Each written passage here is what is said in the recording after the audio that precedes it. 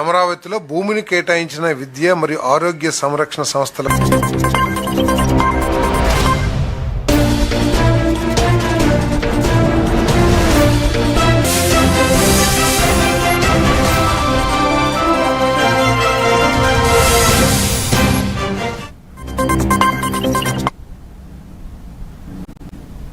Welcome to A1 TV Telugu news. Teachers day సందర్భంగా CM Revanth Reddy ఉపాధ్యాయులతో కలిసి భోజనం చేసి వారిని సత్కరించారు. విద్య సమాజానికి పునాది అని, ఉపాధ్యాయులు ఇచ్చే మార్గదర్శకతే భవిష్యత్ తరాలను తీర్చిదిద్దుతుందని అన్నారు. తాను చదివిన రోజుల్లో తన జీవితంపై ప్రభావం ఎంతో ఉందని గుర్తు చేసుకున్నారు. ఉపాధ్యాయులు ఎదుర్కొంటున్న సమస్యలపై ప్రత్యేక దృష్టి పెట్టనున్నామని హామీ ఇచ్చారు. భవిష్యత్తులో పాఠశాల అభివృద్ధికి, విద్యా నాణ్యత పెంపుకు ప్రత్యేక కార్యక్రమాలు తీసుకొస్తామని తెలిపారు. రాష్ట్రంలోని ప్రతి విద్యార్థికి నాణ్యమైన విద్య అందించాలన్నదే ప్రభుత్వ లక్ష్యమని పేర్కొన్నారు.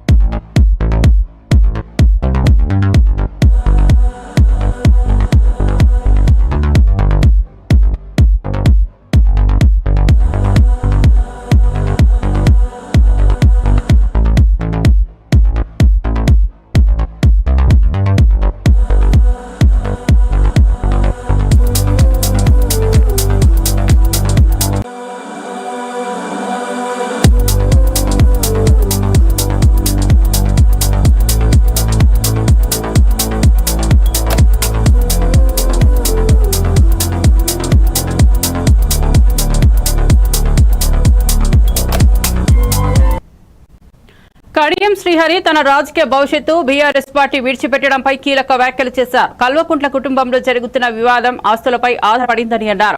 కవిత అరెస్టు కూడా తన పార్టీ నుంచి వైదొలగడానికి కారణమని పేర్కొన్నారు. బీఆర్ఎస్ లో అంతర్గత విభేదాలు బయటపడుతున్నాయని, ఈ పరిస్థితిలో పార్టీకి భవిష్యత్ కష్టతరమని అభిప్రాయపడ్డారు. తెలంగాణ రాజకీయాల్లో కొత్త సమీకరణాలు ఏర్పడుతున్న వేళ తన నిర్ణయం కీలకమని అన్నారు. ఆయన వ్యాఖ్యలు బీఆర్ఎస్ లోని అస్థిరతను మళ్లీ ఎత్తి చూపించాయి.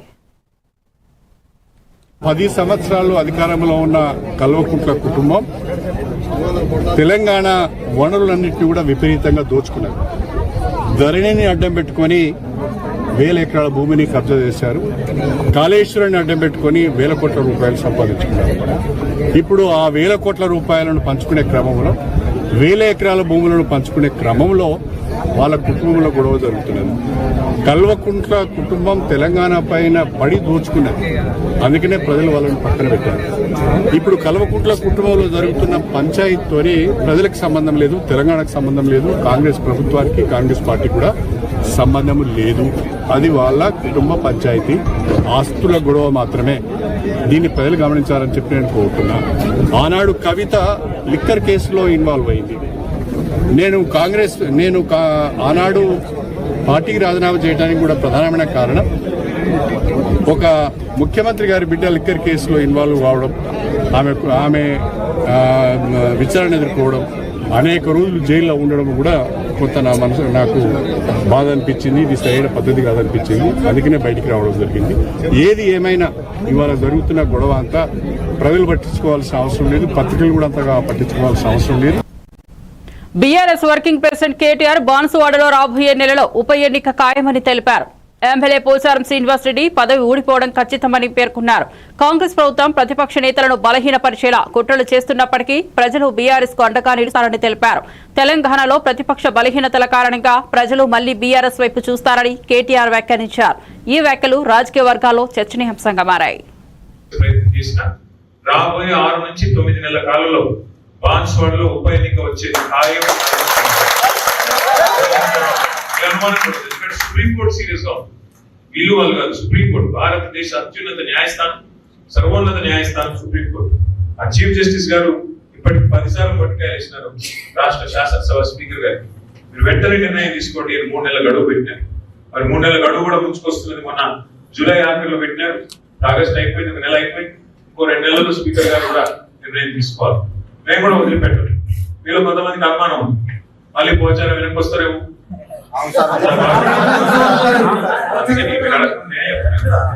నేనేం చెప్తున్నా మీకు మీరు ఒకటే గుర్తుపెట్టుకోండి, ఈ 2-3 నెలలు ఆ గడువు ముగిసిన తర్వాత ఖచ్చితంగా సుప్రీంకోర్టు మళ్ళీ ఒక స్పీకర్ గారు సానుకూల నిర్ణయం తీసుకొని ఎస్ వీళ్ళందరూ పార్టీ మారినారు, వీళ్ళ మీద వేటు వేయవలసిందే అని స్పీకర్ గారు నిష్పక్షపాతంగా కనుక నిర్ణయం తీసుకుంటే సంతోషం. తీసుకోకపోతే మళ్ళీ తిరిగి సుప్రీంకోర్టు పోతాం. పోచారం పదవి ఊడగొట్టేదాకా ఆయన ఎమ్మెల్యే పదవి కూడా పోగొట్టేదాకా, కానీ తర్వాత బాన్సోడలో గెలిపించే బాధ్యత మీది. మీరందరూ ఇన్ని మాటలు చెప్పినారు. ఏమన్నారు సార్, మరి ఇట్లుంది అట్లుంది, అరాచకం ఉంది, ఇట్లుంది అట్లుందని చెప్తున్నారు. మరి ఇది ఇక్కడ మాటల్లో నాకు చెప్తే కాదు కదా, ప్రజల్లో రేపటి రోజున మన శక్తి ఏందో, ఆయన మీద ఉన్న నిరసన ఏందో తప్పకుండా చూపెట్టాల్సిన బాధ్యత మనం. సీఎం రేవంత్ రెడ్డి ధరణి పోర్టల్ పై మరోసారి తీవ్ర వ్యాఖ్యలు చేశారు. రైతులను ఇబ్బందులకు గురి చేసిన ధరణి అనే వ్యవస్థను రద్దు చేస్తామని స్పష్టం చేశారు. భూ సమస్యలను పరిష్కరించడానికి భూభారతి పేరుతో కొత్త వ్యవస్థను తెచ్చామని చెప్పారు.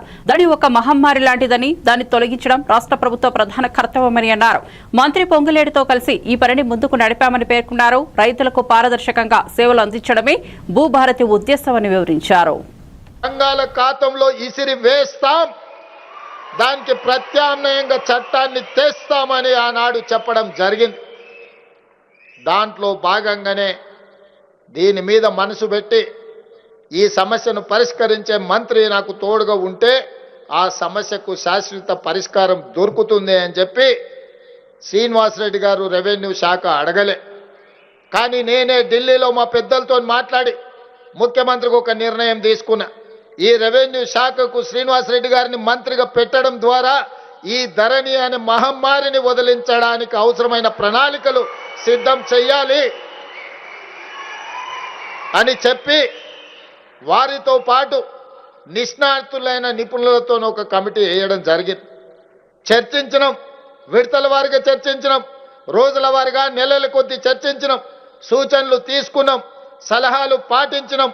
చివరికి భూభారతి 2025 చట్టాన్ని తీసుకొచ్చి ఈ తెలంగాణ 4 కోట్ల ప్రజలకు అంకితం చేయడం ద్వారా ఈ రోజు ధరణితో పట్టుకున్న దరిద్రాన్ని భూభారతి ద్వారా పరిష్కరించే ప్రయత్నం చేసిన మిత్రులారా.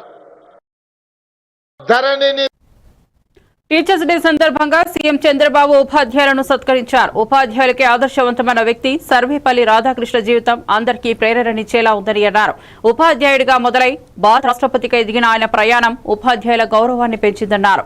ఉపాధ్యాయుల కృషి వల్లనే సమాజం బలపడుతుందని పేర్కొన్నారు. ఉపాధ్యాయులను మరవలేమని, వారి పాత్ర అపారమని గుర్తు చేశారు. ప్రతి విద్యార్థి జీవితాన్ని తీర్చిదిద్దడంలో ఉపాధ్యాయుల మార్గదర్శకత్వం కీలకమని అన్నారు. విద్యారంగ అభివృద్ధికి ప్రభుత్వం కట్టుబడి ఉందని హామీ ఇచ్చారు. తర్వాత ఆంధ్ర యూనివర్సిటీలో వైస్ ఛాన్సలర్గా పనిచేశాడు. ఆయన ప్రతిభ ఆయన అంచెలంచెలుగా భారతదేశ ఉపరాష్ట్రపతిగా, అదే సమయంలో భారతదేశ రాష్ట్రపతిగా ఎంపిక చేసే వరకు వచ్చారు. అదే సమయంలో చాలామందిని మర్చిపోతాం, కానీ కొంతమందిని చరిత్ర ఎప్పుడు మర్చిపోదు. అందుకే టీచర్ అంటే టీచర్లకే ఆదర్శవంతమైన వ్యక్తి రాధాకృష్ణ. కాబట్టి మనం టీచర్ డే ఆయన పేరుతో గురు పూజోత్సవం జరుపుకుంటున్నాం. ఆయన ఒక మాట చెప్పాడు, విద్య యొక్క లక్ష్యం సంపాదనే కాదు, విద్య వివేకాన్ని, విమర్శన శక్తిని అందించాలి. అక్షర జ్ఞానం అజ్ఞానాన్ని తొలగిస్తుంది అని మంత్రి నారా లోకేష్ వైసీపీ పాలనపై ఘాటుగా విరుచుకుపడ్డారు. గత 5 ఏళ్లలో దాదాపు 12 లక్షల విద్యార్థులు ప్రభుత్వ పాఠశాలలకు దూరమయ్యారని తెలిపారు. ఉపాధ్యాయులను వైన్ షాపుల ముందు కాపలా పెట్టిన ఘటనలు విద్యారంగం పతనాన్ని చూపాయని అన్నారు. ఉపాధ్యాయులకు జీతాలు సమయానికి ఇవ్వని పరిస్థితి నెలకొన్నదని గుర్తు చేశారు. ఎన్నికల డ్యూటీ నుంచి కూడా ఉపాధ్యాయులను తప్పించాలని గత ప్రభుత్వం ప్రయత్నించిందని విమర్శించారు. కూటమి ప్రభుత్వం విద్యారంగానికి ప్రాధాన్యం ఇస్తోందని, పాఠశాలల అభివృద్ధికి తగిన చర్యలు తీసుకుంటామని తెలిపారు. ఒక విచిత్రమైన పాలన మనందరం చూసాం. ప్రతిరోజు కొత్త సంస్కారం తీసుకొచ్చారు కనుక దాదాపు 12 లక్షల మంది పిల్లలు ప్రభుత్వ పాఠశాలలకి దూరం అయ్యారు. నాస్ ఏసర్ రిపోర్ట్లో కూడా ఈరోజు లెర్నింగ్ అవుట్కమ్స్లో మనం వెనకబడిపోయే పరిస్థితి. ఉపాధ్యాయుల్ని ఏకంగా వైన్ షాప్ ముందల ఆనాడు కాపలా కాసేదాన్ని కూడా పెడతాం జరిగింది. ట్రాన్స్ఫర్ విషయంలో నేను ఎంత తక్కువ మాడితే అంత మేలేం, ఎందుకంటే గతంలో ఎలా జరిగిందో నాకన్నా మీకే బాగా తెలుసు. ఇంకా జీతాలు ఎప్పుడు వస్తాయి కూడా తెలియని పరిస్థితి ఆ రోజులు కూడా మనందరం చూసాం. చివరికి మిమ్మల్ని ఎలక్షన్ డ్యూటీ నుంచి కూడా తప్పించాలని గత ప్రభుత్వం ప్రయత్నించింది. సో ఇన్ని కష్టమైన పరిస్థితుల నుంచి ఈరోజు మొత్తం దేశానికి ఎస్ ఆంధ్ర రాష్ట్రంలో ఏదో జరుగుతుంది, అద్భుతమైన ఫలితాలు రాబోతున్నాయని మొత్తం దేశం మన వైపు చూసే విధంగా మీరు చేసినందుకు ఈ సభాముఖంగా ఉపాధ్యాయులందరికీ పేరు పేరున నా ఉదయపూర్వ బీఆర్ఎస్ ఎమ్మెల్యే జగదీష్ రెడ్డి మంత్రి కోమటిరెడ్డి వ్యాఖ్యలపై తీవ్రంగా స్పందించారు. రేవంత్ రెడ్డి, కోమటిరెడ్డి వెంకటరెడ్డి ఎప్పటికైనా బీజేపీలో చేరుతారని వ్యాఖ్యానించారు. రాష్ట్రంలో వరదల ప్రభావం తీవ్రంగా ఉన్నప్పటికీ ప్రభుత్వం నిర్లక్ష్యం చేస్తోందని విమర్శించారు. ఎస్ఎల్బీసీలో మృతదేహాలను సైతం బయటకు తీయలేదని పరిస్థితి ఏర్పడిందని విమర్శించారు. కాళేశ్వరం కేసును సీబీఐకి ఎందుకు అప్పగించారో ప్రశ్నించారు. కాంగ్రెస్ ప్రభుత్వం అవినీతి విషయాల్లో బీజేపీతో కుమ్మక్కై ఉందని ఆరోపించారు. వాటర్ నీళ్ళలో కలిపిండో, నీళ్ళలో వాటర్ కలిపిండో, మరి ఏం కలిపి మాట్లాడిండో కానీ ఎంత సిగ్గుమాలిన పని అంటే, ఎస్ఎల్బీసీకి మళ్ళీ పోదాం రేపో ఎల్లుండో, ఒక దిక్కు గన్ని 100 టీఎంసీల నీళ్లు సముద్రం పాలవుతున్నాయి. నల్లగొండ గడ్డ పైన ఎస్ఎల్బీసీ ఉదయ సముద్రం ఖాళీగా ఉంది. అవి గళ్ళ దునుకొచ్చి సిగ్గు లేకుండా ఇంకా మేము ఎస్ఎల్బీసీ పూర్తి చేస్తాం, మేము ఎందుకు చేస్తాం, చచ్చిపోయిన శవాలు తీయడానికి దిక్కు లేదు ఇప్పటివరకు. బహుశా ప్రపంచంలో ఏడ ఉండదు గింత సిగ్గుమాలిన, గింత చేతగాని గింత ప్రభుత్వం. చనిపోయిన శవాలు కూడా బయట తెలియని ప్రభుత్వం. ఇంకా అంటే మేము ఏందో చేస్తాం, ఏందో పీకుతాం, ఏందో ఏం మాట్లాడండి అలా సిబిఐకి ఇచ్చి ప్రధానమంత్రిని కలుస్తా అని. ఓకే, తప్పకుండా నువ్వు నీ ముఖ్యమంత్రి ఇద్దరు ప్రధానమంత్రి పార్టీలు చేరటం ఎప్పటికైనా మాకు తెలుసు ఆ సంగతి. దాని కొరకే లైన్ ఏర్పాటు చేసుకుంటున్నావు. పోయినప్పుడల్లా గడ్కరీని కలిసి వచ్చాడు నువ్వు, నీ ముఖ్యమంత్రి రహస్యంగా అమిత్ షాను ఇంకోని కలిసి వచ్చాడు. ఎప్పటికైనా మీరు అందులో పోవాల్సిన వాళ్ళే ఇద్దరు, అందులో సందేహం ఏం లేదు. సిబిఐకి ఇచ్చిన వెంటనే చెప్పాలి. ఎందుకు మీరు?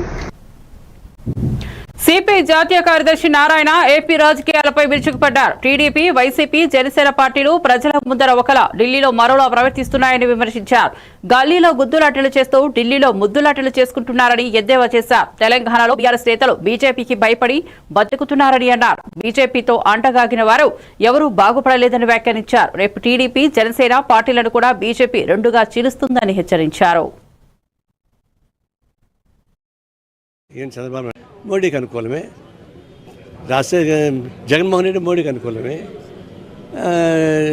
పవన్ కళ్యాణ్ ఇంకా అసలు బోర్లా పడిపోయాడు.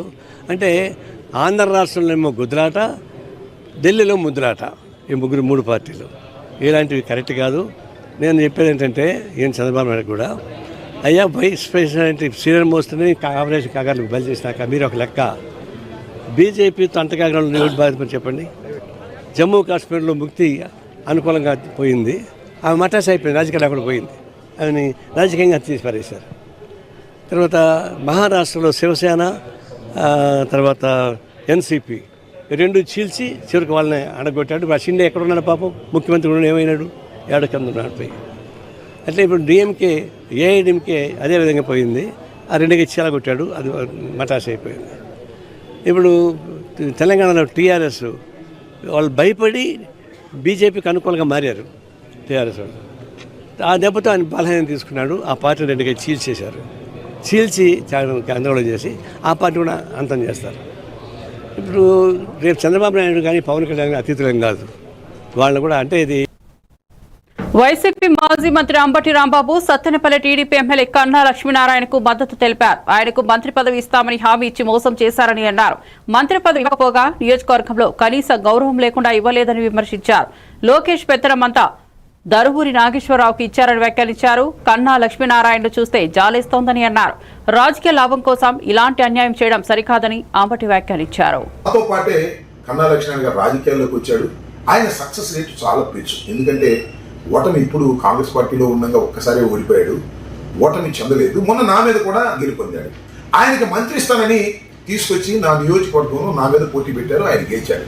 కానీ మంత్రి వల్ల ఆయనకి మంత్రి ఇవ్వకపోయారు, పెత్తనం కూడా లేదు అక్కడ పెత్తనం అంతా కూడా డిఎన్ఆర్ దరువూరి నాగేశ్వరరావు అనే ఆయనది పెత్తనం. ఆయన కూడా మీ సామాజిక వర్గమే. నేను ఏదైనా విమర్శలు చేస్తే దరువూరి నాగేశ్వరరావు సైన్యమే సమాధానం చెప్పింది, కానీ పాప కన్నా లక్ష్మణ గారికి సమాధానం చెప్పడు. కారణం ఏంటంటే మొత్తం అంతా లోకేష్ గారు దరువూరి నాగేశ్వరరావుకే వసూలు చేసుకునే కార్యక్రమాన్ని అప్పచెప్పారు. కన్నా లక్ష్మణానికి ఆ పవర్ లేదు. పాపం కన్నా లక్ష్మణాన్ని చూస్తే జాలేస్తుంది. ఆ దరువూరి నాగేశ్వరరావు గారి మీద ఈ మధ్యన నేను షిఫ్ట్ ఆపరేటర్ల విషయంలో విమర్శ చేశాను, సత్యనపల్లి వెళ్ళి విమర్శ చేశాను. షిఫ్ట్ ఆపరేటర్లు ఎవరైతే నేను ఇచ్చానో వాళ్ళందరినీ కూడా తొలగించే కార్యక్రమం చేశారు. వారి దగ్గర పైసా కూడా కక్కుట్టి పడకోకుండా నేను ఇచ్చానని చెప్పాను. దానికి పోటీగా దరువూరి నాగేశ్వరరావు, లోకేష్, చంద్రబాబు నాయుడు కలిసి ఈ వార్త రాయించి నన్ను ఏదో ఇబ్బంది పెట్టాలనేటువంటి ప్రయత్నం మీరు చేశారు. కన్నా లక్ష్మణ గారు తిరుమల శ్రీవారిని పలువురు ప్రముఖులు దర్శించుకున్నారు. ఏపీ హైకోర్టు న్యాయమూర్తి justice Satya Subbareddy, Patna high court judge Anupama Chakraborty, జాతీయ మానవ హక్కుల commission chairman V Ramasubramanian, Telangana ప్రభుత్వ కార్యదర్శి రామకృష్ణారావు కుటుంబ సమేతంగా దర్శనమిచ్చారు. ఈ సందర్భంగా ఆలయ అధికారులు ప్రత్యేక ఏర్పాట్లు చేసి స్వామివారి తీర్థ ప్రసాదాలను అందజేశారు. తిరుమల ఆలయంలో భక్తుల రద్దీ ఎక్కువగా ఉండటంతో ప్రత్యేక దర్శనాలు సజావుగా నిర్వహించారని అధికారులు వెల్లడించారు.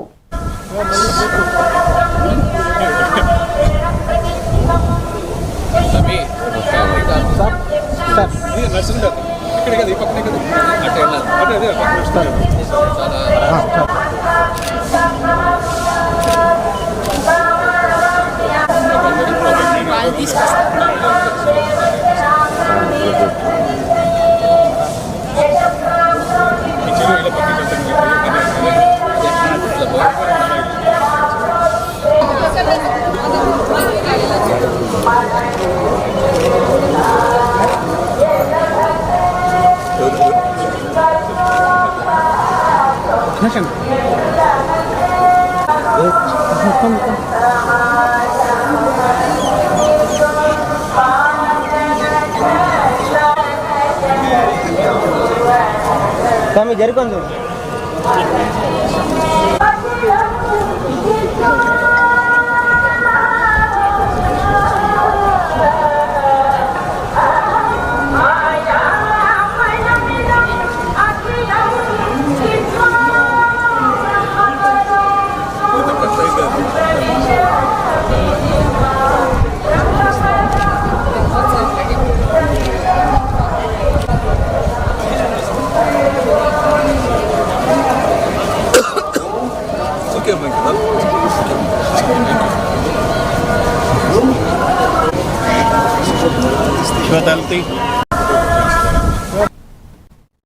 నల్గొండలో జరిగిన గురు పూజోత్సవంలో మంత్రి కోమటిరెడ్డి వెంకటరెడ్డి మాట్లాడుతుండగా కొంతమంది ఉపాధ్యాయులు భోజనానికి వెళ్లిపోవడంతో ఆయన అసహనం వ్యక్తం చేశారు.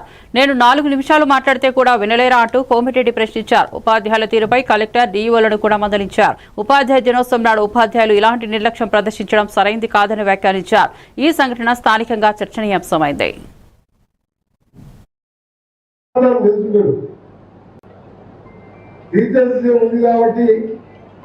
నేను రావడం జరిగింది.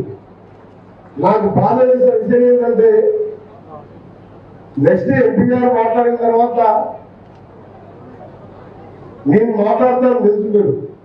50% ఆఫ్ ది హాల్ డైనింగ్ హాల్లో ఉండాలంటే మనమందరం కూడా ఒకసారి ఆలోచించుకోవాలి. మనం ఏ పరిస్థితిలో ఉన్నాం, ఎట్లా ఆలోచిస్తున్నాం, మనం ఇవాళ ఏంటి టీచర్స్ డే అంటే ఏంటది? మామూలు రోజా ఇది? గురు బ్రహ్మ, గురు విష్ణు, గురుదేవ మహేశ్వర, గురు సాక్షాత్ పరబ్రహ్మ, తస్మై శ్రీ గురువే నమః. అలాంటి గురువులు దేగా సర్వేపల్లి రాధాకృష్ణ బర్త్డే, 2వ రాష్ట్రపతిగా టీచర్ స్థాయి నుంచి రాష్ట్రపతి అయిన ఆయన బర్త్డే సందర్భంగా ఇలా దేశంలో ఎంతో మంది పేదవారిని, పెద్దవారిని కార్పొరేట్ సమయంలో ఈ దేశాన్ని తీర్చిదిద్దడంలో గురువుల పాత్ర మొదలైంది. అలాంటి టీచర్స్ డే సందర్భంగా మీరు కూడా ఈ విధంగా చేయడం నాకు మాత్రం ఒక 5 నిమిషాలు మనసు బాగా అనిపించి నేను వెళ్ళిపోయామని చెప్పి అనుకున్న సమయంలో కలెక్టర్ గారిని రిక్వెస్ట్ చేసి ఆగడం జరిగింది. మనం ఒకసారి ఆలోచించుకోవాలి. మనం టీచర్స్ ఉంది కాబట్టి నేను రావడం జరిగింది. నాకు బాధ వేసిన విషయం ఏంటంటే నెక్స్ట్ ఎంపీ గారు మాట్లాడిన తర్వాత నేను మాట్లాడతాను తెలుసు. మీరు 50% ఆఫ్ ది హాల్ డైనింగ్ హాల్లో ఉన్నారంటే మనం అందరం కూడా ఒకసారి ఆలోచించుకోవాలి. మనం ఏ పరిస్థితిలో ఉన్నాం, ఎట్లా ఆలోచిస్తున్నాం, మనం ఇవాళ ఏంటి టీచర్స్ డే అంటే ఏంటది మామూలు రోజా? ఇది గురు బ్రహ్మ గురు విష్ణు గురుదేవ మహేశ్వర గురు సాక్షాత్ పరబ్రహ్మ తస్మై శ్రీ గురువే నమః. అలాంటి గురువులు జయగా సర్వేపల్లి రాధాకృష్ణ బర్త్డే, 2వ రాష్ట్రపతిగా వైఎస్ఆర్ కాంగ్రెస్ పార్టీ అధినేత జగన్మోహన్ రెడ్డి అసెంబ్లీ సమావేశాలకు హాజరు కావడం లేదని విమర్శలు వెల్లువెత్తాయి. ప్రతిపక్ష హోదా ఇస్తే వస్తారని ఆయన చేసిన వ్యాఖ్యలు పేర్కొన్నారు. 10 సీట్లు లేని పార్టీకి ప్రతిపక్ష హోదా ఇవ్వడం సాధ్యం కాదని అన్నారు. 60 రోజుల అసెంబ్లీ సమావేశాలకు హాజరు కాకపోతే సభ్యత్వం రద్దవుతుందని గుర్తు చేశారు. పులివెందులలో బై ఎలక్షన్ వచ్చే అవకాశం ఉందని వ్యాఖ్యానించారు. గౌరవ ముఖ్యమంత్రి గారు కూడా సిద్ధమా సమావేశాలకి అని చెప్పి, ఎందుకంటే ఎక్కడికి వెళ్ళినా ఇదివరకు సిద్ధం సిద్ధం సిద్ధం సిద్ధం అని చెప్పి పోస్టర్లు ఉండేవి. సో అందుకని సిద్ధమా అని చెప్పి గౌరవనీయ ముఖ్యమంత్రి వర్యులు కూడా మరి వారిని ప్రశ్నించడం జరిగింది. కావాలి అని కోరుకోవటం ఉపసభాపతిగా అది నా బాధ్యత. అంటే శాసనసభ్యులు అందరూ రావాలని కోరుకోవటం నా బాధ్యత, నా ఆకాంక్ష. బట్ మరి వస్తారా రారా అన్నది ఆయనకు, వారి శాసనసభ్యులకు, అంటే వారి నిర్ణయం. మనం ఏం చేయగలం? వారు బై ఎలక్షన్ కోరుకొని మరి ఎందుకు ప్రజలు ఓటేయాలి?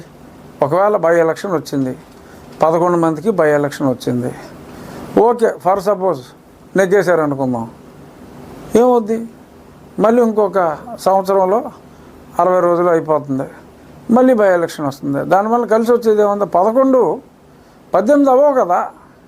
మీరు 11 స్థానాల్లో పోటీ చేస్తే పోనీ మీరు ఇదివరకు 175 అన్నట్టు 11కి 11 వచ్చేసినాయి అనుకోండి, ఏమవుద్ది? 18 అవ్వదు కదా, 11 అవుతుంది కదా. అంచేత రావాలని కోరుకుంటున్నాను. మొన్ననే గౌరవ మరిన్ని అప్డేట్స్ కోసం చూస్తూనే ఉండండి A1 టీవీ తెలుగు న్యూస్.